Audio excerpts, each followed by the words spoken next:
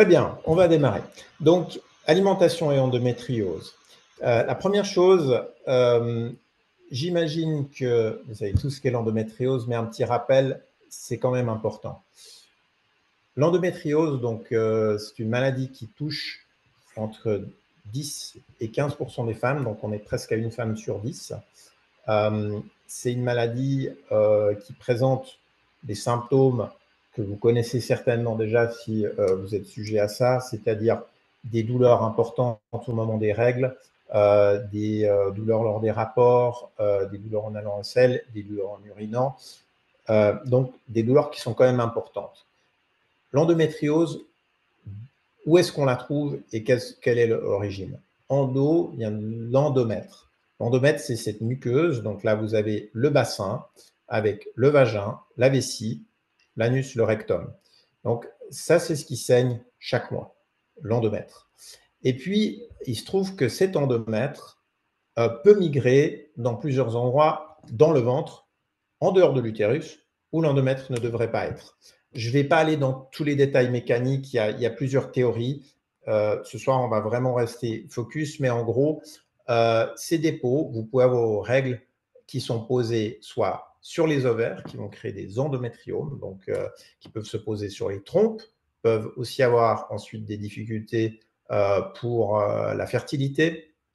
Elles peuvent aller dans la paroi de l'utérus, je toucherai un petit mot, c'est l'adénomiose, sur la vessie, sur le rectum. Et puis, effectivement, il y a plusieurs raisons. Ça peut être le flux sanguin rétrograde, ça peut être des diffusions par le sang ou ça peut être des cellules qui germent directement. L'adénomiose, c'est l'endométriose de la paroi du myomètre, donc du muscle. C'est-à-dire là, vous voyez que cet endroit, les cellules arrivent dans le myomètre et causent une inflammation. Il y a un webinaire, si vous allez sur notre chaîne YouTube, où je parle spécifiquement de l'adénomiose. Ce soir, de nouveau, ce n'est pas le sujet, mais je fais un petit rappel. Et puis, effectivement, on trouve l'adénomiose dans 20% des cas où il y a aussi de l'endométriose. Peut-être de manière générale, il faut savoir que l'endométriose est une maladie multi-organes, multisystémique. Il y a plusieurs endroits qui sont pris, autant la partie, donc le premier élément, ça va être surtout des douleurs irradiantes que probablement beaucoup d'entre vous connaissent. Comme j'ai mentionné, vous pouvez avoir des règles abondantes, vous pouvez avoir des caillots, ça peut être des douleurs pelviennes. Celles-ci peuvent être par intermittence ou continuelle. Ça, c'est la première partie. S'il y a une atteinte des organes plus profonds, notamment l'intestin, on peut retrouver de l'urine, du sang dans les urines ou dans les selles. Parfois, c'est simplement une sensation de fatigue, comme je l'ai mentionné plusieurs fois. L'endométriose elle-même, le stade n'est pas forcément proportionnel aux douleurs. Et ensuite, il y a tout un ensemble d'autres symptômes de lourdeur, difficulté à digérer, pesanteur, maux de tête. Je ne vais pas aller plus loin dans la présentation parce que je vais laisser le temps vraiment à Valérie de développer. Si vous êtes intéressé, la chaîne YouTube, je développe un petit peu plus. Finalement, qu'est-ce qui est important? On va parler d'approche holistique aussi ce soir, puisque l'alimentation fait partie de cela. Et puis, pour celles qui sont atteintes ou vous connaissez les gens qui ont de l'endométriose, quel est aussi un des éléments? C'est la fatigue, c'est pas avoir assez d'énergie. Et effectivement, cette énergie vitale, comme on l'appelle, eh bien, elle va être donc l'environnement va être très important. Ce soir, on va parler de l'alimentation, mais il y a aussi les émotions, il y a la partie du stress physique, du stress psychique. Il y aura la physique et la biologie que nous n'allons pas aborder ce soir. Et le psycho-émotionnel, nous en avons déjà parlé auparavant avec la doctoresse Carlino. Donc, on va partir maintenant dans le vif du sujet par rapport aux différentes endroits. Donc, il y a une partie, peut-être Valérie, je vais vous laisser reprendre la main. Oui, très bien. Oui, alors effectivement, on se rend compte que cette maladie n'est pas encore tout à fait bien comprise par les scientifiques, mais qu'il y a en fait, quand on est dans l'observation, trois facteurs majeurs qui semblent communs à 10% des femmes dans ce monde concerné en fait par ce problème. Et c'est vraiment trois mots-clés que j'aimerais que vous gardiez en tête par rapport à la suite. Vous verrez le lien. Donc, on parle de dysrégulation hormonale qui implique en fait, donc c'est le mot hormonal que j'aimerais que vous reteniez, et que ça implique en fait l'endométriose impliquerait la plupart du temps un excès en œstrogène. Et puis, du coup, en fait, cet excès en œstrogène, comme en fait toutes les hormones fonctionnent en synergie, eh bien, il est fréquent que cet excès d'estrogène entraîne une insuffisance de progestérone. Donc, il y a vraiment tout un équilibre qui se crée ou déséquilibre entre excès d'œstrogène et déficit en progestérone. Ça, c'est une première chose. Ensuite, il y a aussi une inflammation, le deuxième mot-clé. Et effectivement, l'endométriose est une maladie dite inflammatoire. Alors bon, bah, si l'inflammation en fait en soi est une réponse normale que le corps déploie quand il a un problème comme une blessure ou un pathogène, ça va, c'est tout à fait là pour résoudre le problème.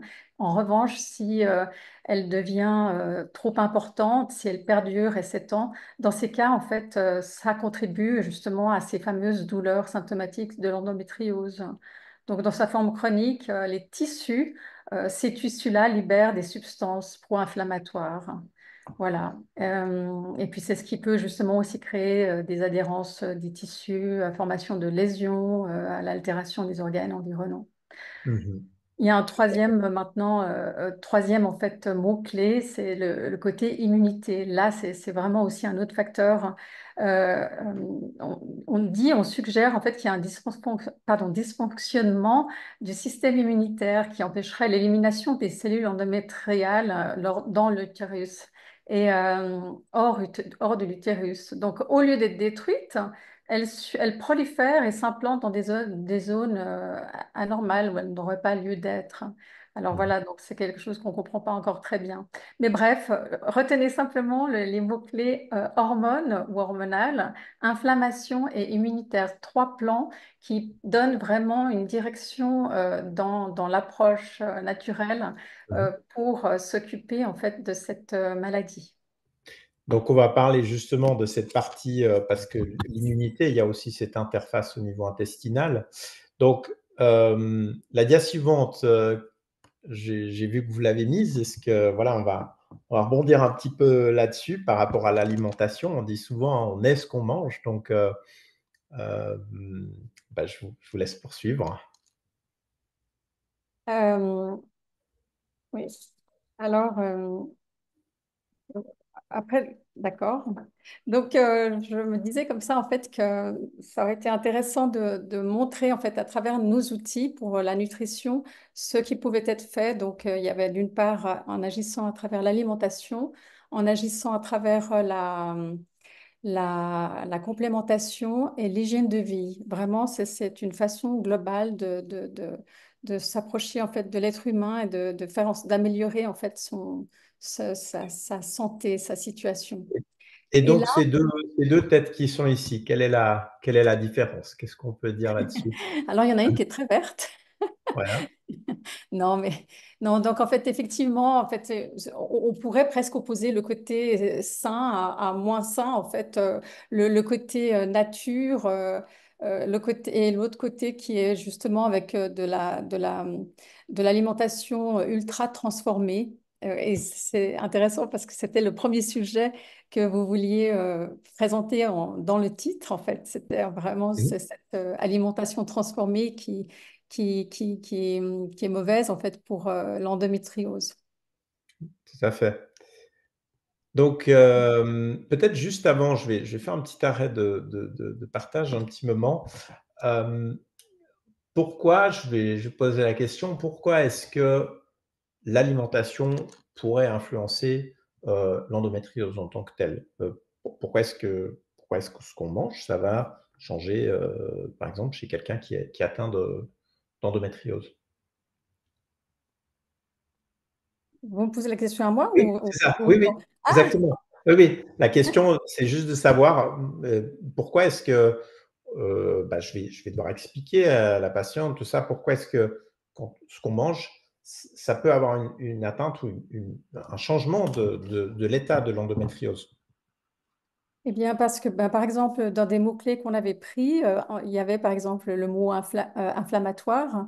Il Mhm. y a des aliments qui sont vraiment qui sont pro-inflammatoires et d'autres qui ne le sont pas du tout, qui sont voilà. Donc en fait, c'est intéressant de pouvoir se concentrer sur ces aliments qui ne le sont pas pour justement ne pas mettre en fait plus de feu, parce qu'on peut imaginer comme l'inflammation comme du feu en fait, ou de la, ou de l'huile qu'on jetterait sur le feu. Voilà, ça ferait Ouais. un effet.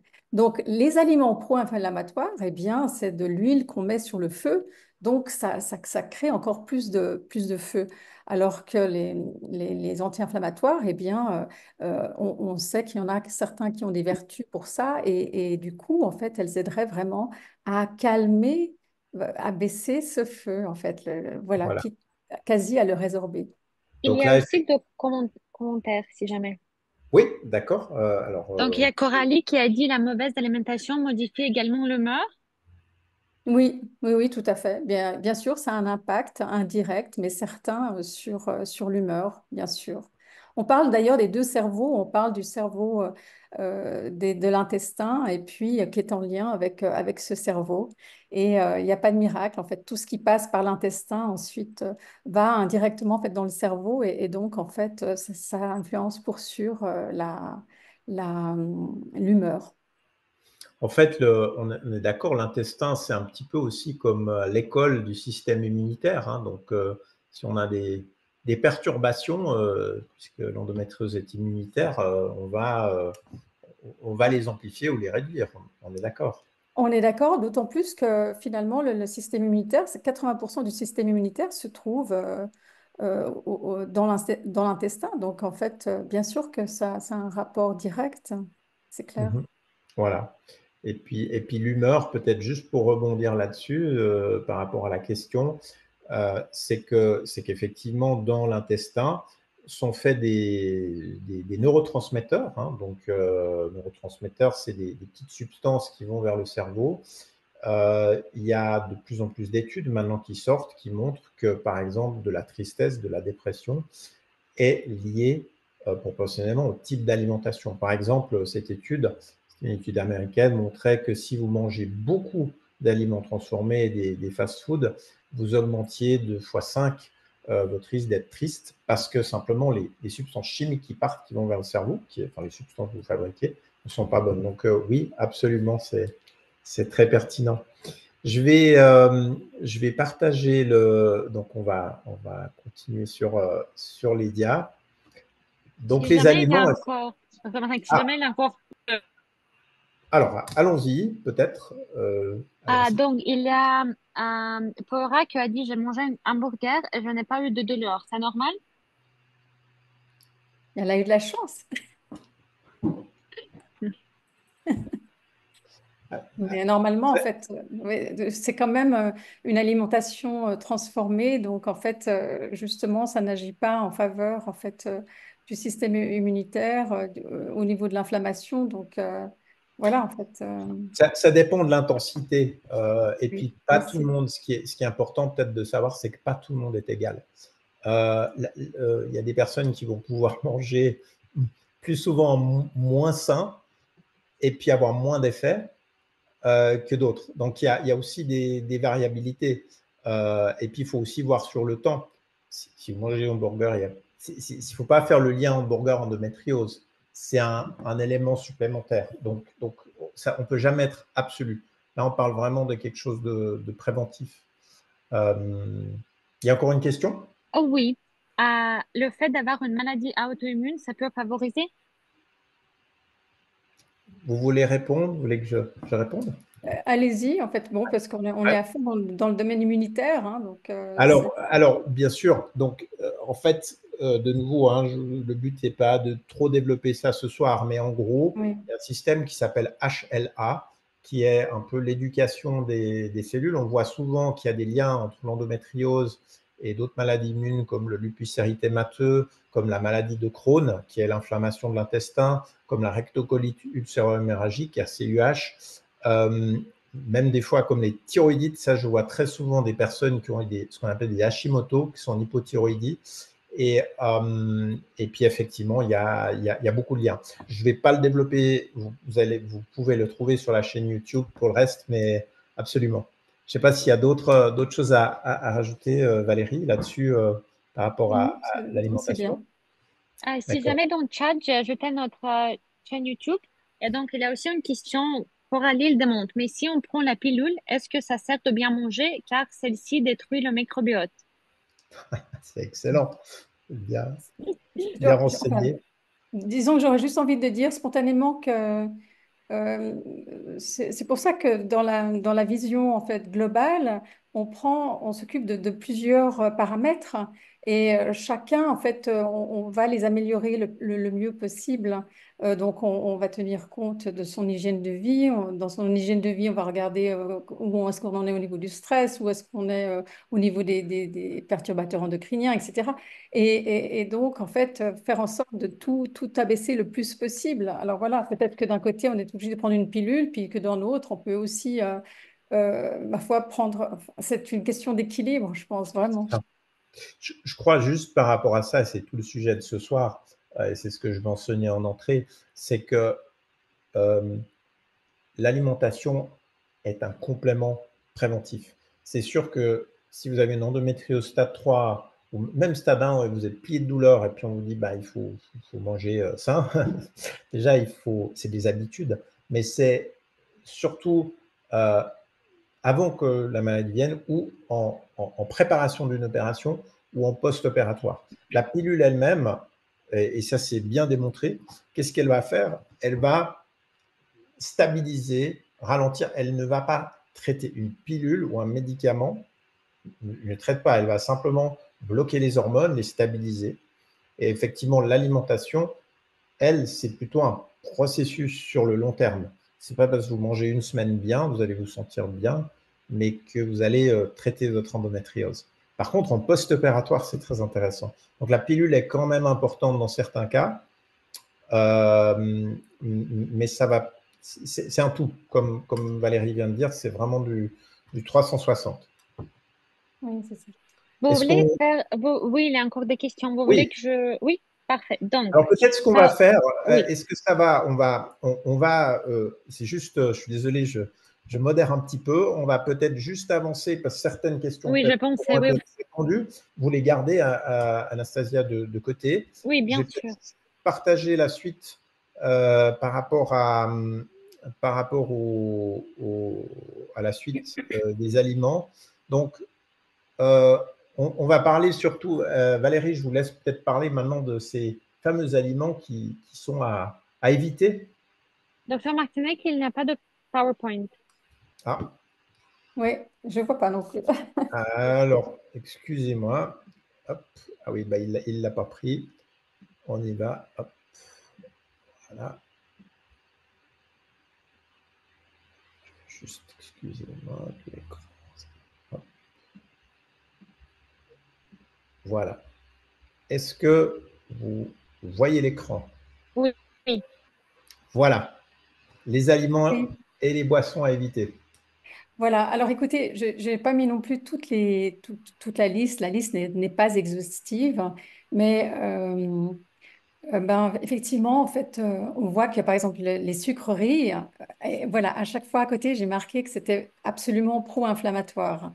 Donc, c'est important de le savoir et puis d'éviter justement pour empêcher cette huile qui est envoyée en fait sur le feu.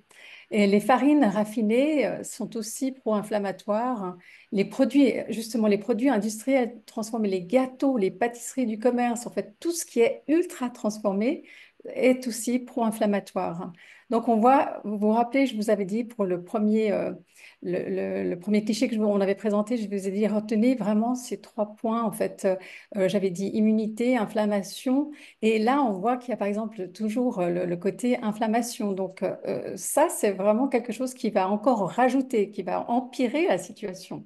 Donc, autant le savoir et en tenir compte pour les enlever et faire en sorte que la maladie se calme, s'atténue, s'apaise. Alors, je voyais en fait dans le chat qu'il y avait une question autour du... Mais comme moi, je mange des petits pois, puis en fait, ça m'a créé une crise, hein. Je crois que c'est quelque chose comme ça. Oui. Et justement, en fait, parce que j'ai quand même noté ici les éléments, le FODMAP, ce sont aussi un type de glucides qui peut justement, quand on n'est déjà pas bien, en fait, empirer la situation. Et il y a 5 groupes de ces sucres, et puis certains peuvent être plus sensibles à l'un des groupes, plutôt l'un ou l'autre plus que tout. Donc, en fait, c'est une diète qui est pénible parce qu'on a l'impression qu'on retire tout à sa nourriture, à son repas. Mais effectivement, certains ne sont pas bien par rapport à un groupe en particulier. Ah, là, on est passé à l'autre, à la suivante, en fait. On était... voilà, quand je marquais ouais, aliments FODMAP. Voilà, donc, et ça peut justement, en fait, certains de ces groupes peuvent créer des douleurs par rapport à l'endométriose. Qu'est-ce Il que y a aussi ce que ça veut dire FODMAP? Ah oui, alors là, c'est un acronyme en fait qui justement, alors je le sais plus par cœur, donc je, je peux le. Mais en fait, c'est justement pour parler, en fait, c'est en anglais, c'est pour mentionner ces 5 groupes de types de sucres qui peuvent poser problème en fait dans l'alimentation. Voilà. Donc, on a aussi les céréales. J'ai mis sans gluten. euh, ou avec, en fait, j'aurais dû, non, pardon, je me suis trompée, c'est céréales avec gluten, mon Dieu. Ah oui. Justement, en fait, que Ah oui. sont le blé, le seigle, l'épeautre, l'orge, le kamut, l'avoine, le maïs, le froment, le miel, le triticale. Et ceux-ci, en fait, ceux-ci sont vraiment des perturbateurs immunitaires. Donc, la preuve, c'est qu'en fait, 3 femmes sur 4 atteintes d'endométriose voient leur qualité de vie s'améliorer et leur douleur abaisser de façon drastique avec un régime sans gluten. Et c'est vraiment démontré. Donc, c'est pas si simple, mais ça vaut la peine. On a nettement moins de ballonnements, on se sent beaucoup mieux si on peut, en tout cas pour cette maladie, retirer en fait le gluten. Ouais, donc, Est-ce c'est que- céréales avec gluten. ouais. Valérie, il y a juste une question. Exemple de farine raffinée, c'est quoi? Oui, mais en fait, c'est toutes les farines blanches. Voilà, toutes ces farines qui sont blanches sont raffinées. Ce qu'il faut Merci. savoir, ce qu'il faut peut-être juste savoir, c'est que j'en avais parlé aussi dans un autre webinaire et puis aussi sur les réseaux sociaux, c'est que la biologie du corps, ce qu'on mange maintenant, ce qu'on mange, mais tout le monde depuis 50 ans, Oui, c'est pas ce dont notre génétique a l'habitude. Notre génétique, juste pour vous donner une proportion, on pense que 1000 ans, 2000 ans, c'est vieux. Notre génétique, c'est 200 000 ans. Donc, même il y a 15 000 ans, on ne mangeait pas ce qui existe. Et le sucre, par exemple, bah, ça fait seulement depuis le 15e siècle, donc 500 ans maximum, oui, on l'amène. oui. Et les farines blanches, bah, c'est des farines qui sont transformées. Donc, du coup, on parlait d'immunité. Donc, ça va créer de l'inflammation. Et effectivement, tout ce qui est transformé, et notamment les farines blanches, bah, le corps n'a pas l'habitude. Donc, il va un peu le considérer comme étranger et donc causer de l'inflammation. Même si c'est peut-être bon au goût, on a l'habitude. Euh, j'ai une question par rapport à ça, Valérie. Qu'est-ce qu'on peut, parce qu'il y a tous ces aliments à éviter, je pense que je remarque, hein, c'est facile. Ceux qui écoutent, je vais vous dire, écoutez, il faut arrêter ça, ça, ça, ça. Oui, Oui. mais qu'est-ce qu'on peut faire? Parce que on s'habitue à ça. Qu'est-ce qu'on peut faire pour se décrocher de toutes ces choses qui peuvent paraître bonnes, mais qu'on sait qui ne sont pas top pour le corps? Alors, j'aurais envie de dire que ça vaut la peine de faire l'effort au départ, même si c'est coûteux, si c'est compliqué. Ça semble compliqué, mais une fois qu'on a fait le pas, c'est impressionnant de voir à quel point tout devient plus facile. Je pense que je vous invite vraiment à le mettre en place, simplement parce que encore aujourd'hui, quelqu'un me disait, mais où est-ce que je trouve ces huiles de si bonne qualité? Je dis, bah oui, bien sûr, il faut les chercher, mais quand on l'a trouvé, on sait où elle est. Et donc, la prochaine fois qu'on veut l'acheter, on va directement. Là, la même chose. Bon, j'ai noté justement toutes ces céréales qui sont avec gluten. Donc, déjà, ben, voilà, en fait, si je vois du blé, je me dis, ben, je vais éviter cela et je vais me concentrer en fait sur ces céréales qui sont sans gluten. Alors, c'est compliqué au départ, mais une fois qu'on a trouvé où les acheter, eh bien, c'est plus facile, on s'en entoure et on fait des repas avec et ensuite on sent tellement vite les bienfaits que finalement en fait on n'a même pas vraiment envie de retourner pour un autre type de nourriture. Ça nous dit pas. Vraiment, c'est intéressant. Je pense que on le comprendra jamais aussi bien que de faire ce premier pas. Voilà, donc moi-même, je n'ai pas personnellement de problème en fait avec le gluten, je n'ai pas d'intolérance en particulier. Et je me suis dit, mais vraiment, pour comprendre la difficulté vis-à-vis de mes patients, patientes, je vais faire l'effort d'aller le chercher moi-même dans le marché, voir ce que ça coûte, combien, enfin, ce que ça coûte, ce que ça me coûte en effort de l'appliquer. Et effectivement, c'était difficile au départ et finalement, je trouvais que c'était très... maintenant, tout semble simple, en fait. Et voilà, c'est une manière de vivre. Magnifique. Je vais passer donc juste à la dia suivante. Donc ça, c'est les choses aussi, et il y a encore d'autres choses à éviter, n'est-ce pas, Oui, il y Valérie? en avait encore d'autres, effectivement. Parce que, alors voilà, en fait, les oméga 6, oui. Donc, autant on verra plus tard que les oméga 3 sont très bons, mais les oméga 6 sont aussi pro-inflammatoires. Et c'est par exemple l'huile de tournesol. Il y avait un médecin qui disait, moi, l'huile de tournesol, je ne l'utilise que pour ma voiture dans le garage. J'étais, ah, bon, d'accord. Voilà, ça donne une idée. Donc, en fait, vraiment pas bonne du tout. Donc, si vous l'avez dans votre cuisine, vous pouvez l'enlever et voilà, ça sera déjà une chose de faite. Idem pour le maïs. Au fait, c'est vrai, même, en fait, le maïs, ouais, c'est quand même, il y a quand même un côté pro-inflammatoire. Pépins de raisin, purée de cacahuètes, en fait, la cacahuète en soi, elle l'est aussi. Donc voilà, ça c'est. Et puis les produits laitiers animaux, mais je dirais, pour être plus précise, surtout ceux provenant de la vache. Et pour le comprendre, ça fait sens. Toujours penser de la façon dont l'animal est nourri. Voyez, j'aurais peut-être pas dit ça avec autant de ferveur pour les petits animaux comme en fait les brebis et les chèvres qui, elles, vont en fait manger dans par exemple des pâturages. Donc l'herbe est naturelle, elle est peut-être même riche en oméga 3. Enfin voilà, donc et ce qu'elles mangent, c'est ce que nous mangeons nous aussi. Alors que la vache, eh bien, c'est quand même quelque chose, enfin, un animal quand même avec, on va lui donner des fourrages, elle peut être nourrie au maïs, hein, et voilà, et donc, ou alors comme les poules aussi, et du coup, en fait, c'est des choses qui vont aller en fait dans leur chair et qu'on va nous-mêmes manger en fait en mangeant leur chair. Donc voilà, c'est voilà, la raison pour laquelle produits laitiers, mais surtout ceux provenant de la vache, eh bien, c'est pro-inflammatoire. Euh, dans les Peut-être boissons, un tout petit mot là-dessus, parce que j'arrête juste je reviendrai sur les boissons après, mais juste par rapport au lait, parce que c'est quelque chose. oui, Je vous donne un exemple. Nous, moi, j'ai appris il y a quelques années aussi en faculté de médecine. Beaucoup de médecins, on a appris ça. Il faut prendre du lait, il y a du calcium, c'est bon pour les os. Alors, je vais défaire un mythe là-dessus. Et peut-être que j'aurais eu ce discours il y a peut-être 15-16 ans en arrière. Mais en fait, le lait, si on regarde, prenez de nouveau de l'évolution de l'homme, le lait, on sait, il a été introduit 6 à 8 000 ans avant Jésus-Christ, donc moins 8 000, donc ça fait 10 000 ans, 10 000 ans.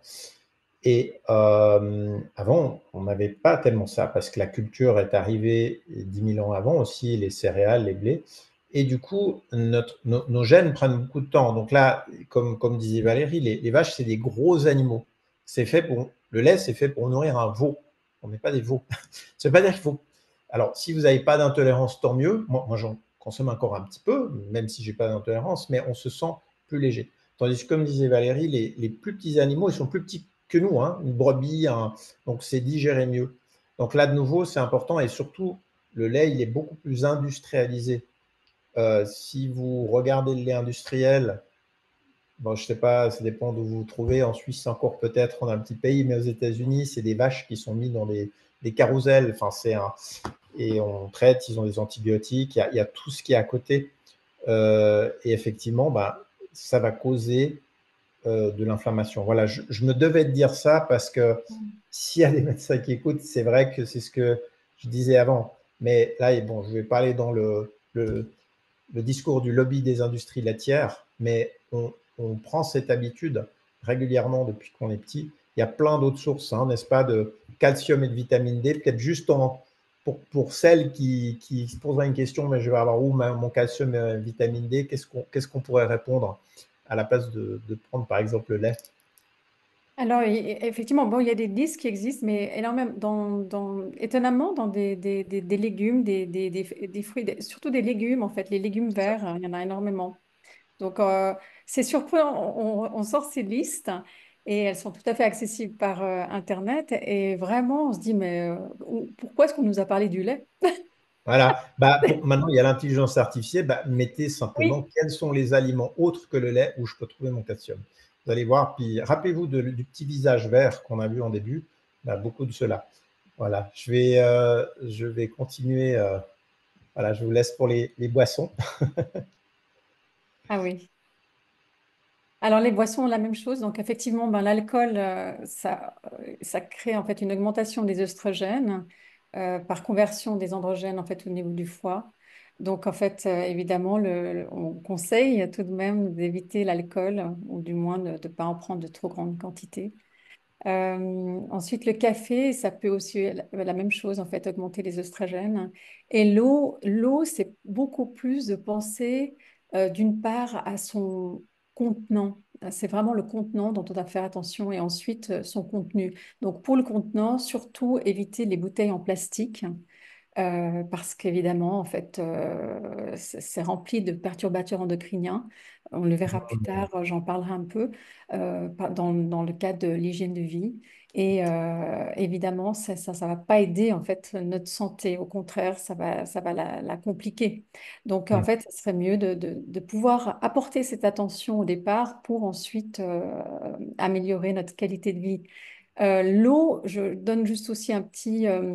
Je pense qu'aujourd'hui, l'eau, elle a aussi un gros problème parce que même cette eau qu'on prend du robinet, il y a beaucoup de choses qui passent à travers et qui arrivent dans nos verres. Je vois, bah, par exemple, il y a encore des antibiotiques qui peuvent encore arriver, qui ne sont pas filtrés et qu'on va boire. Il y a aussi, ma foi, des perturbateurs endocriniens. Il y a des hormones qui arrivent indirectement par les urines des femmes. Enfin, voilà, des choses. Il y a des métaux lourds aussi. Donc ensuite, ça serait intéressant si on voulait vraiment faire des recherches et avoir quelque chose d'un peu plus poussé, de faire une étude sur les filtres qu'il existe maintenant par rapport à l'eau pour faire en sorte de l'avoir de meilleure qualité possible. Alors, on part du filtre le plus simple, hein, les Brita, voilà, c'est déjà un filtre. Et puis ensuite, on peut voir qu'il y a des fils qui sont quasiment des machines qu'on met à côté de l'évier et qui ont une puissance assez impressionnante, en fait, avec vraiment des moyens pour éliminer, en fait, tous ces perturbateurs, entre guillemets. Peut-être je vais rebondir avant on va prendre peut-être quelques questions, mais effectivement, bon, nous on est autour du lac Léman en Suisse, hein, c'est un grand lac. Puis en fait, on a vu récemment que la fertilité des poissons est en train de réduire et Oui, la fertilité des hommes autour du Léman. Et pourquoi ça? Parce que dans les stations d'épuration, évidemment, il y a toutes les femmes qui prennent des pilules contraceptives, elles partent et il n'y a pas des filtres complets. Donc, il faut savoir que dans l'eau, ce n'est pas parce qu'elle est potable que forcément elle est nutritivement bonne. Donc, vous allez avoir, c'est très difficile hein, à avoir, je suis conscient de ça, mais c'est juste une prise de conscience. Donc, oui, par exemple, dans le Léman et autour, on a fait une étude, on a analysé l'eau et c'est pas celle qui est la pire hein, en Europe, mais même dans les stations d'épuration, ne sont pas nettoyées. Donc, effectivement, vous avez des hormones, et comme disait Valérie, l'œstrogène qui est dedans, elle va augmenter encore plus cette stimulation, puisque l'endométriose est stimulée par l'œstrogène. On va peut-être prendre une partie de questions. Anastasia? Oh oui, bien sûr. Donc, il y a Déborah qui demande, je suis allergique à ANS, je ne sais pas, docteur Martinek, je pense que c'est mieux Oui, que les moi. anti-inflammatoires. Mon alimentation est donc ma solution majeure pour soulager les inflammations? Voilà. Euh, C'est une donc, question. peut-être Valérie, si vous avez, Oui, on va parler après on va peut-être parler des aliments, hein. Moi, je vois déjà la diapositive suivante suivante. sera Oui. là-dessus.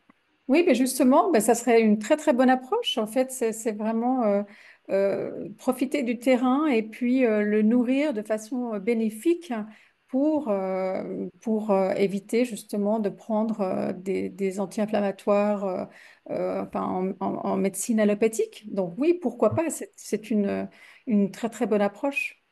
Je pense qu'il est important de savoir, c'est que le corps, je reviens de nouveau un peu sur les expériences que j'ai tous les jours, hein, même encore aujourd'hui en consultation.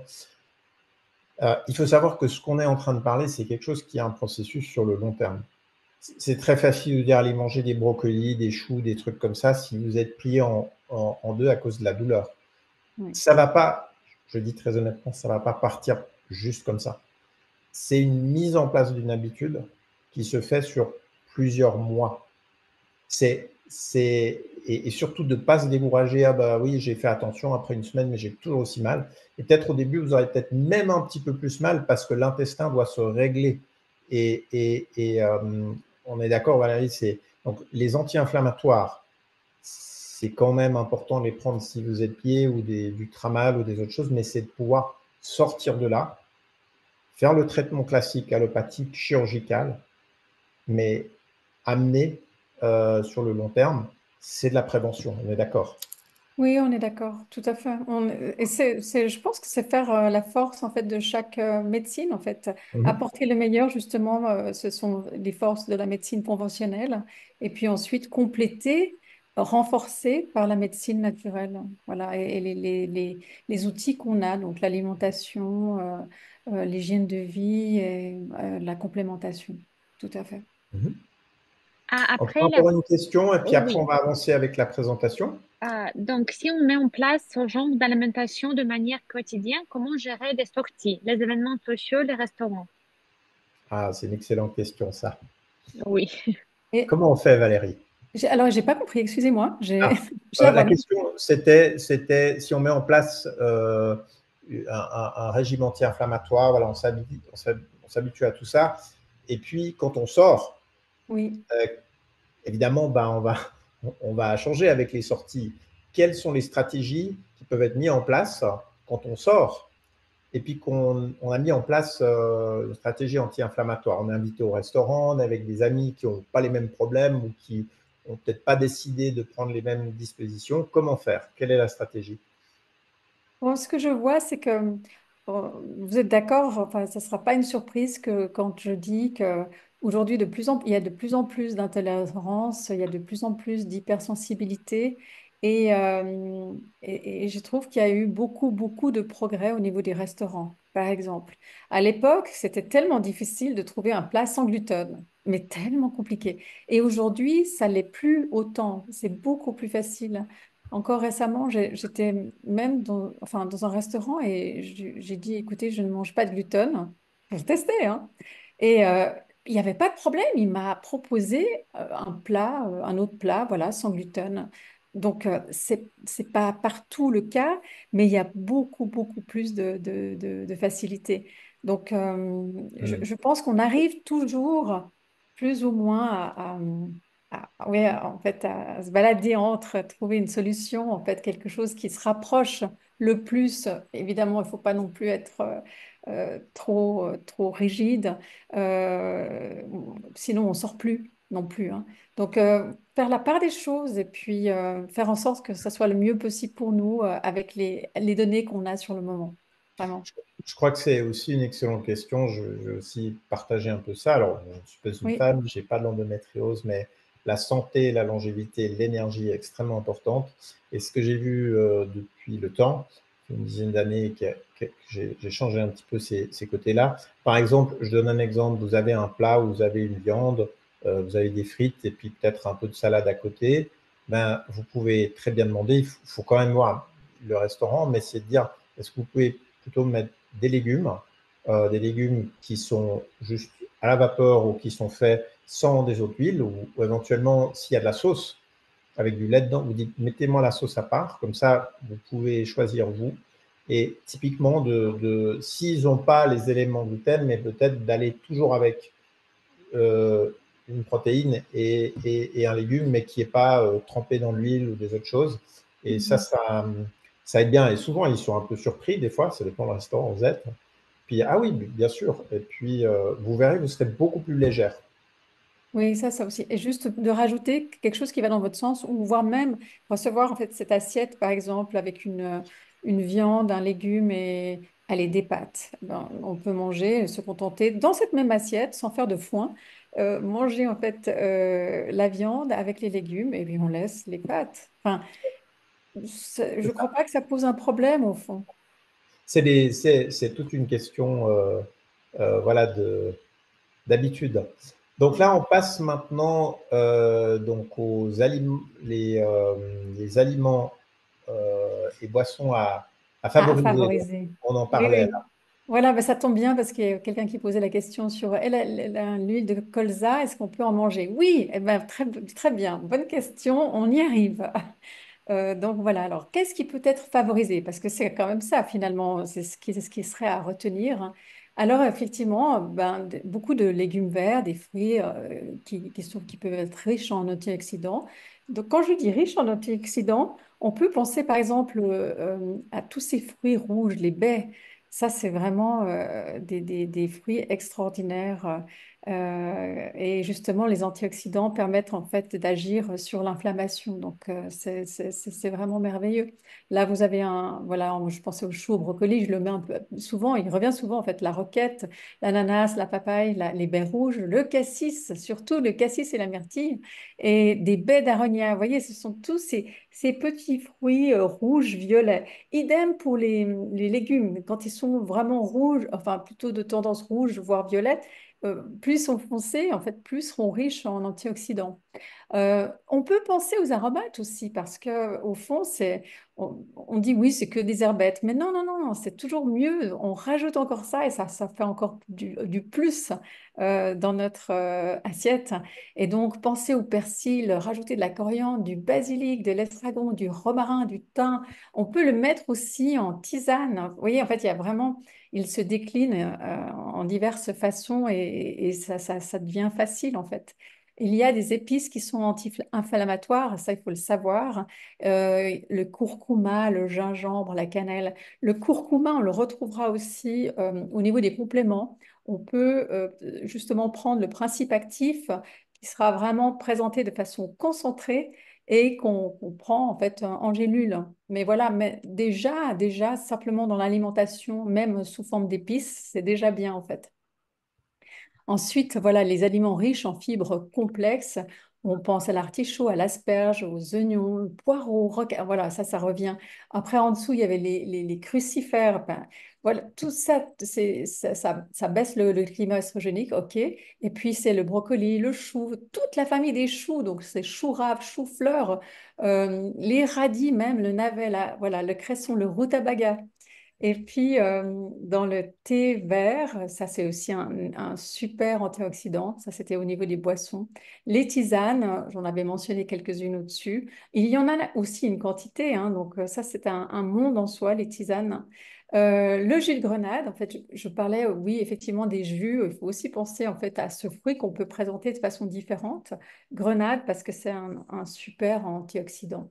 Et puis, ben, cette fois-ci, j'ai mis l'eau, mais filtrée. Voilà. Magnifique. Euh, Incroyable. L'heure avance, c'est incroyable. Alors donc peut-être on a deux, trois éléments. Il nous reste peut-être une dizaine de minutes. Euh, Peut-être encore d'autres conseils qu'on va passer en revue rapidement. Comme ça, on a du temps pour les questions. Donc je vais passer les diams. Valérie va les parcourir un petit peu plus rapidement.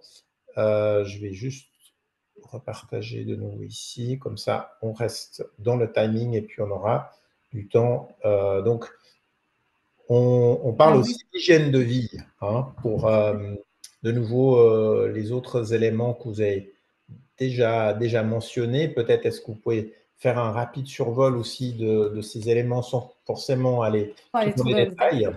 Et juste, ça me fait penser aussi que, en fait, j'ai même oublié de mettre dans les slides que par rapport aux pro-inflammatoires ou anti-inflammatoires, il y avait aussi la viande rouge qui est pas bonne, hein. Ça, c'est connu que c'est justement pro-inflammatoire. Et ensuite, il y a d'autres, les viandes, parce que j'ai pas du tout mentionné les protéines là, mais les viandes blanches, c'est tout à fait OK.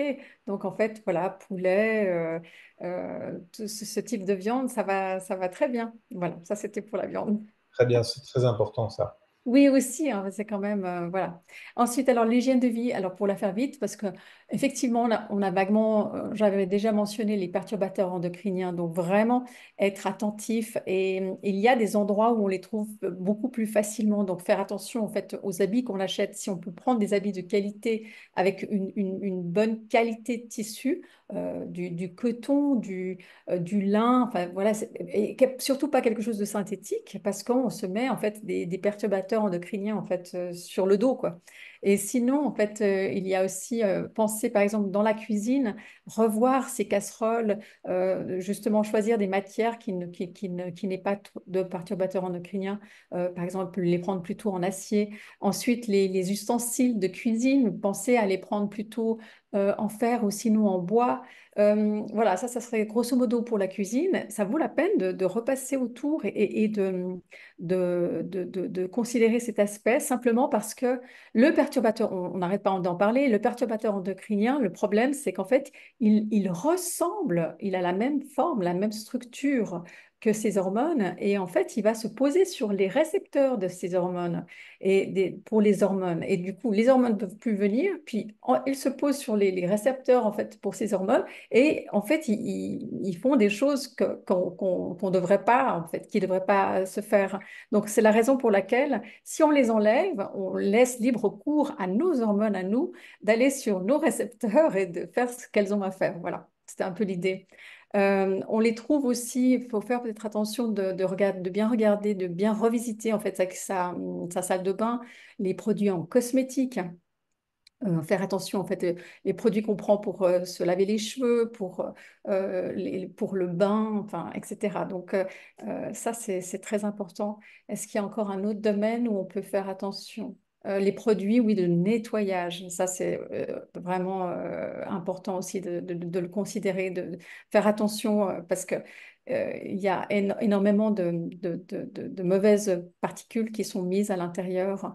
On peut voir les listes. Plus elles sont longues, plus pire c'est. Donc ça, c'est Voilà, facile c'est à ça repérer. les longues Voilà. listes, hein. Peut-être ce qu'on va faire, c'est rapidement encore un tout petit passage sur la micronutrition. Et puis ensuite, on va prendre du temps parce que je suis sûr qu'il Oui, y il a y a beaucoup de questions. plein de questions.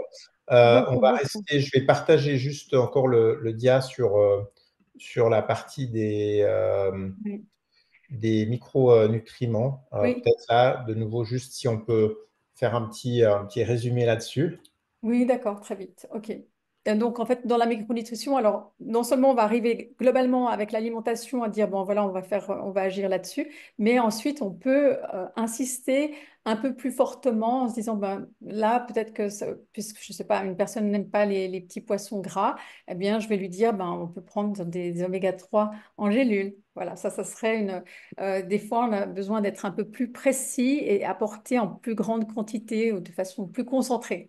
Donc, on va choisir les oméga 3 en fait qui sont anti-inflammatoires, le curcuma comme on l'avait déjà dit avant, antioxydant, des probiotiques, tout dépend de ce qu'on veut faire, mais si effectivement il y a un problème d'endométriose dysbiose, mais qu'ensuite on va jusqu'aux intestins et qu'on voit qu'il y a aussi un problème de dysbiose, eh bien, on pourrait en fait aider à rétablir un meilleur équilibre entre les bactéries pathogènes et puis celles qui sont bonnes pour notre organisme. Le magnésium, évidemment, pour la gestion du stress, pour les douleurs. Le zinc qui va agir essentiellement sur le système immunitaire. Vitamine D, aussi le système immunitaire. Produit de la ruche, c'est la même chose aussi. Les algues, en fait, qui sont des anti-inflammatoires. La glutamine, bon, ça serait plus pour la muqueuse. En fait, j'essaie de ressortir Oui, des outils en complément que j'utiliserai essentiellement pour le problème autour de l'endométriose. Voilà, en fait. c'est ça. Ouais, voilà. Très bien. Bah, écoutez, on pourrait continuer encore longtemps. On va vous donner la parole. Donc, à vous, mesdames qui nous suivez. Donc, c'est le moment ou jamais. Donc, les questions pour Valérie, si je peux complémenter aussi. Donc, Anastasia, je vous laisse peut-être reprendre où on Ah était. oui, donc je commence. Avez-vous une ouvrage sur l'alimentation anti-inflammatoire que vous recommandez? Une page. Une ouvrage, O-U-V-R-A-G-E. Ouais, un ouvrage. Mhm. Ouvrage ou une page, Ouvrage. excusez-moi. Ouvrage. Un livre. Ah, Ouvrage. non, non, non, franchement, en fait, je, je me demande si même en allant sur Internet, puis en disant alimentation anti-inflammatoire, j'aimerais bien savoir, je pense qu'il y a déjà beaucoup de choses qui sortent, hein, vraiment. Ou peut-être que c'est la nouvelle tendance aujourd'hui. Et si on allait sur ChatGPT, est-ce qu'on trouverait pas, on pose la question et Mhm. voilà, Ça, est-ce que... c'est ce que Ouais. j'allais. Bon, il y en a plein. Oui. Il y a de personnes. Il y a vous allez trouver divers ouvrages. Mais ce que je dirais, c'est d'avoir quelque chose, parce que très souvent, vous allez avoir une épaisseur. Peut-être que vous avez le temps, la passion de lire là-dessus. Mais c'est vrai que maintenant, avec l'intelligence artificielle, je dirais, c'est différent que Google. Google, vous tapez alimentation anti-inflammatoire, il y a tout qui va un peu sortir. Donc, vous pouvez, par exemple, mettre quels sont les aliments anti-inflammatoires spécifiques pour l'endométriose. Mhm. Vous pouvez même demander après, merci de me créer, disons, un menu pour la semaine. Et vous allez pouvoir avoir ces différents éléments. Vous aurez quelque chose qui est vraiment qui est très spécifique. Alors, autant je ne l'aurais pas dit, allez taper sur Internet, chercher sur Google, parce que c'est pas, vous n'allez pas avoir forcément un élément spécifique. Mais si vous êtes plus dans la science et que vous voulez voir, il y a Consciensus aussi qui va pouvoir vous donner des articles précis. Voilà. Une autre question. Comment faire pour ne pas rajouter au sucre et au gâteau? Comment faire pour ne pas? Vous pouvez relire Votre Anastasia? connexion est pas trop bien. Comment faire pour ne pas rajouter au sucre et au gâteau? Ah voilà, oui, donc la récidive, comment tenir bon? Ah oui, la récidive et puis ou le grignotage, en fait, hein. Mhm. Bon, ben justement, peut-être qu'on aiderait, on peut aider avec des compléments, en fait, euh, pour couper un peu cette envie. Et puis, je pense que franchement, le sucre appelle le sucre. Ça, il faut en être conscient. Et plus on l'enlève, moins on en a envie. Il y a quelque chose qui se crée aussi de cette façon. Donc, en fait, faire confiance aussi au corps, en fait, euh, voilà, des habitudes peuvent changer. Donc, Ce qu'on Ah, dit souvent, une habitude, c'est en général 60 à 90 jours. Ce que je pourrais recommander, c'est par exemple de dire, je vais faire les lundis sans sucre. Ensuite, je vais faire les lundis et les mercredis sans sucre. Puis vous réduisez. Puis des fois, c'est de remplacer avec les bons sucres. Ça peut être le miel, ça peut être d'autres éléments qui ont ce qu'on appelle des indices glycémiques bas. Et puis, effectivement, vous allez être fier parce que vous allez sentir, si vous arrivez à faire une semaine sans sucre, vous allez être tellement bien que votre cerveau, vous allez dire, OK, peut-être je vais faire un jour sur deux, un jour sur trois. C'est pas facile, hein. C'est vrai. Non, non. On est addict dessus. Et ça, les industries le savent très bien. C'est pour ça qu'ils mettent le sucre, parce que il y en a de plus en plus. Et Oui, j'ai aussi une question. Peut-on manger des dattes au lieu des sucres? Des dattes, c'est bien ou non? alors oui, mais c'est aussi c'est très très sucré en fait. C'est un indice glycémique qui est très élevé en fait. Donc Hmm. je pense qu'on peut trouver d'autres sucres qui soient qui apportent ce goût sucré sans être pour autant avec cet index glycémique aussi élevé. Merci. Donc, il y a aussi Daniel qui a dit les oignons sont riches en FODMAP, non? Oui, effectivement, ils font partie une des lettres. Je dirais que je ne peux pas ressortir là maintenant comme ça, mais oui, effectivement, ils sont dans les FODMAP. Oui. Et après, Daniel aussi, il a dit et les sucres en carré poudre, c'est OK ou non? Les sucres en carré poudre. Oui. Ah, ben non, parce que ben, en fait, c'est quoi? C'est le sucre blanc? Elle a juste dit et les sucres en carré poudre, Ah. mais je pense, oui, il parle de sucre blanc, oui. Voilà, en fait, franchement, plus c'est blanc, plus on sait que c'est raffiné. Il faut bien comprendre que tout le meilleur, hein, les vitamines, les minéraux, tout a été enlevé. Qu'est-ce qui reste?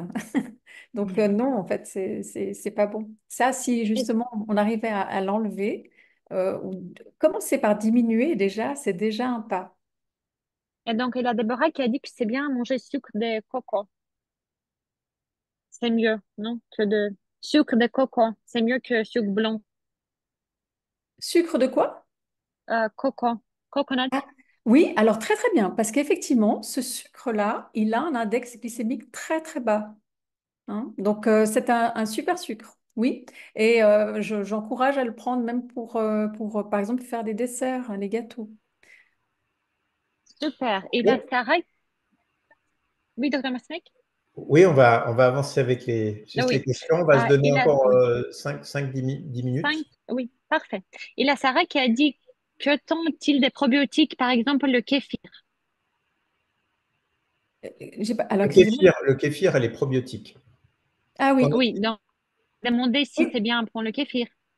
Ah oui, après, justement, bah, tout dépend. En fait, si on est en bonne santé, bien sûr que c'est bien, mais il y en a qui ont des problèmes, en fait, et ça peut créer plus de problèmes. Donc, c'est pour ça que quand on prend du kéfir, on commence toujours en petite quantité et si on le supporte, on le prend en plus grande quantité. Mais c'est une façon tout à fait économique et saine de prendre des probiotiques, des bonnes bactéries.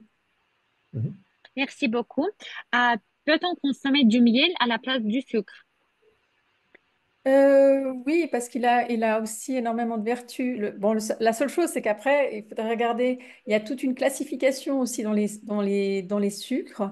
Et le miel, en fait, il a quand même un index glycémique qui est aussi assez élevé. Donc voilà. Alors d'un côté, il est peut-être trop élevé à mon goût, mais de l'autre côté, il a aussi toute une richesse d'autres vertus. En fait, il est riche en minéraux, il a plein de bonnes choses qui sont aussi intéressantes pour le corps. Donc voilà.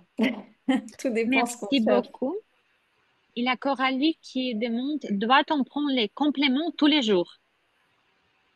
Euh, en général, quand on prend des compléments, on les prend sur une certaine période. Et c'est aussi important de faire ce qu'on appelle des pauses thérapeutiques, simplement pour ne pas habituer le corps, en fait, pour que le corps comprenne que c'est pas quelque chose qui est comme de la nourriture qui vient tous les jours. Hein. Donc, normalement, en fait, c'est dans un but bien précis pour faire en sorte qu'un symptôme cesse. Et quand le symptôme a disparu, on devrait arrêter. Merci beaucoup. Il y a Après, elle peut-être, demande de... Anastasia, peut-être Mhm. un commentaire, je suis en train de les regarder, qui est peut-être très Mhm. intéressant pour tout le monde. Je crois qu'on l'a sauté. C'est, et je crois aussi, Coralie sur le gluten et l'endométriose. Oh, j'ai perdu maintenant. Comme quoi l'arrêt du gluten ne favorisait pas forcément pour certaines personnes la réduction de l'inflammation. Alors, peut-être je vais moduler ça. Je vois pas la référence. Elle parle d'une référence, d'une étude américaine. Voilà, c'était Coralie Nour. Alors, c'est vrai que j'ai juste regardé ça. C'est qu'effectivement, bon, la plupart des études, en tout cas moi, j'en ai pas retrouvé. Il y en a une qui est très très grande, qui est de Di Francesco. C'est une des plus grandes en 2012. Il y a quand même 207 femmes. Et puis, il y a quand même une réduction. Il y a un quart où il n'y a pas eu de changement, donc, mais on a quand même 75%, 75% de diminution. Je pense que ça dépend aussi. Le gluten, ce n'est pas des fibres. C'est deux choses différentes. Le gluten, c'est une protéine qui cause de l'inflammation. Donc, peut-être ce serait bien de préciser, mais je voulais quand même venir là-dessus. Hein. Le gluten n'est pas une fibre, c'est une protéine. Donc, pendant, parce que je n'ai pas tout en tête, mais j'étais quand même recherché un petit peu ces éléments pendant qu'on discutait. Il faudrait préciser, mais globalement, le gluten réduit quand même l'inflammation. Voilà. Je voulais juste répondre à ces questions parce qu'elle est très pertinente. Merci, docteur Martinek. Donc, aussi, Coralie demande, faut-il un régime végétarien? Je pense à Valérie, Les non? régimes végétariens, est-ce qu'ils sont bénéfiques par rapport à l'endométriose? Comme on a vu, en fait, justement, s'ils sont concentrés sur des fruits et légumes qui sont essentiellement anti-inflammatoires, pourquoi pas? Mhm. Voilà, en fait, On c'est. va alcaliniser, ouais. Il y a Bonnard qui demande si la collagène peut aider. Euh, Ça serait plutôt, je dirais, dans une idée de cicatrisation ou par rapport aux os, dans quel sens aider, comment en fait par rapport à l'endométriose? Moi, je peux pas répondre. Donc, si Alors, Bonnard, peut-être vous pouvez nous je peux répondre. donner un petit mot. Il y a un grand débat sur les collagènes alimentaires. Il faut savoir qu'il n'y a que 30% qui est absorbé. Moi, je le recommande beaucoup dans la prévention du vieillissement et tout ça. J'en prends personnellement depuis 5 ans, tous les jours. Il faut avoir un collagène qui est hydrolysé, donc c'est des chaînes. Il faut il faut qu'elles soient hydrolysées, il faut qu'elles soient de bonne qualité. Elle peut, mais si vous avez un intestin inflammatoire et qu'on n'est pas encore venu avec les aliments, vous n'allez pas bien l'absorber. Donc, et ça coûte cher. Un bon collagène est relativement coûteux. Donc, ce serait plutôt pour un deuxième temps. Donc, Mhm. il y a aussi une réponse de Bonnard. Je prends ça pour mon lupus. Mon immuno m'avait dit que c'était bien pour les intestins aussi. De quoi, le collagène, justement? Collagène. Oui. Mhm. Bah, Je pense dans cette idée de cicatrisation, ouais. j'imagine, hein. L'intestin est fait de collagène. On est fait de collagène. Donc, Oui. effectivement, ça peut aider, mais c'est très important de voir la qualité du collagène. On Oui. va prendre encore, on Deux va prendre questions. encore deux questions. Si vous avez encore des questions, parce que c'est vrai que le temps avance, ça fait déjà Oui. Il a juste une question qui a été posée deux fois. Quel filtre pour l'eau recommandez-vous? Ah voilà. Ah, oui, en fait, je- j'ai pas, c'est vrai il y a une littérature là-dessus, en fait. Il y a une quantité de filtres. Et, Je peux peut-être donner deux, trois mots. Alors, les Brita, vous avez parlé, ça mm. c'est parce que je suis C'est le passionné plus un peu de simple, hein, Brita c'est le plus simple, ouais. pour l'anti-âge. Les Brita sont très bien, mais il faut changer les filtres Oui, régulièrement. Ça veut dire que si vous mettez une carafe et puis que vous dépassez le temps, l'eau va s'inonder de nouveau avec les métaux lourds et les polluants. Donc ça, c'est la première chose. Après, ça, c'est les filtres les moins chers. Après, alors j'ai aucun intérêt économique là-dessus, mais il y a Cytobiotech, si vous êtes en France, et là c'est plutôt pour équiper des entrées de maison, des robinets, parce qu'il y a enlevé les métaux lourds, et puis pour ceux qui sont sensibles à ça, il y a aussi ce qu'on appelle l'énergétisation de l'eau, donc avec des vortex, des cristaux, des choses comme ça, comme l'eau oui. est dans la nature finalement, avec les torrents. Et voilà, vous allez en trouver là. Euh, Il y en a un qui s'appelle justement en fait à osmose inverse. Voilà, c'est ça. Voilà, c'est ça en fait. Et vraiment, ça vaut la peine d'aller lire et de regarder en fait qu'est-ce que c'est que le principe et justement jusqu'où est-ce que ça filtre. C'est impressionnant. Il y en a qui sont beaucoup plus performants que d'autres en fait. Après, c'est une question de coût, c'est une question de place, il y a beaucoup de critères en fait. Donc voilà, moi j'ai choisi vraiment celui-ci à osmose inverse. J'en suis ravie. Mais je peux comprendre que tout le monde ne peut pas, peut-être pour une question de prix aussi, peut-être pour une question de place. Donc, voilà, c'est une analyse à faire. Merci Une dernière beaucoup. question? Il a une question. Donc, en plus d'avoir de l'adénomiose et endométriose, je suis aussi anémique. Niveau alimentation, c'est pareil. Je sais juste qu'il faut éviter le thé. Oui, bah après, justement, en fait, on apporterait en fait des aliments. En fait, il y a des listes aussi qui existent pour apporter des aliments qui contiennent plus de fer, en quelque sorte. Donc, voilà. Mais ça pose pas de problème, hein. Et dernière question, est l'eau de source? Une question. Il a deux questions par rapport à l'eau de source. Je- L'histoire, c'est qu'aujourd'hui, je crois qu'on doit comprendre qu'on vit dans un monde qui est de plus en plus pollué.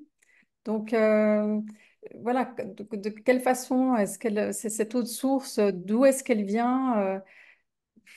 Moi, je pense que même dans les nappes phréatiques aujourd'hui, les eaux sont plus aussi bonnes qu'elles ne l'étaient à l'époque. Et avec tous tout ce qu'on a mis, ces pesticides, avec tout ce qui tombe de l'air. Donc, voilà, je suis pas persuadée que même l'eau de source soit la meilleure, hein. Je pense que ça vaudrait la peine, en fait, de pouvoir, en fait, les tester pour savoir, en fait, au combien elles sont bonnes, en fait, si elles le sont encore. Oui, c'est tout à fait juste. Ça dépend un petit peu où on en est. Mais vous pouvez encore en trouver quelques-unes, hein, mais c'est vrai il faut vraiment qu'elles soient bien validées, vérifiées, et puis et avant d'aller dessus. Très bien. Peut-être juste Je pense que c'est bon, il le n'y a mot de pas la d'autres. Je pense que j'ai le toute fin. question. Voilà. Donc, le mot de la fin, est-ce que Valérie, euh, vous avez un mot de la fin? Bien, en tout cas, je vous remercie de m'avoir donné l'opportunité de parler de ce sujet avec l'alimentation, nos outils favoris, à nous les nutritionnistes. J'étais ravie de partager ce moment maintenant avec vous. Et puis, j'espère que ça vous a apporté quelques petits outils en fait de compréhension et peut-être d'aide par rapport à cette problématique. Et je reste tout à fait à votre disposition en fait. Dans la clinique, si vous aviez d'autres questions et si vous vouliez creuser un sujet, avoir Voilà. des listes d'alimentation anti-inflammatoire. Voilà. Si jamais dans le chat, j'ai ajouté un lien vers notre page de nutrition dans notre site web. Donc, si quelqu'un est intéressé, vous pouvez cliquer. Aussi, j'ai ajouté le lien vers notre chaîne YouTube. Il y a beaucoup de webinaires et aussi, je vais une question s'il y a un replay. Donc, dans 2 semaines, il y a un replay de cet webinaire dans notre chaîne YouTube. Donc, Voilà, absolument. Puis peut-être important de préciser pour ceux qui sont à l'étranger, on fait pas seulement pour l'alimentation, mais il y a la possibilité d'avoir des consultations à distance, hein. oui. Donc Valérie est à disposition. C'est la même chose, donc allez visiter aussi donc le site www.clinique-suisse.com. Et puis vous verrez, donc on a un ensemble de traitements de base. L'endométriose, il y a des sujets qui sont dédiés là-dessus. Et puis on vous renseigne volontiers. Je tiens à remercier tout le monde aussi pour voilà, votre fidélité. On a beaucoup de messages d'encouragement. En tout cas, personnellement, c'est ma raison d'être d'améliorer justement la santé des femmes. On va continuer à faire ça avec mes collègues et les collaborateurs à la Clinique Suisse. Donc, même si vous n'êtes pas juste à côté, les nouvelles technologies permettent effectivement ces liens. Donc, merci à tout le monde. Je vois qu'il y a encore une majorité de participantes qui sont là. Merci encore pour tout. N'hésitez pas, voilà, vous pouvez nous joindre avec des questions supplémentaires à travers le site web ou les réseaux sociaux. Et puis, je me réjouis de vous retrouver pour un prochain webinaire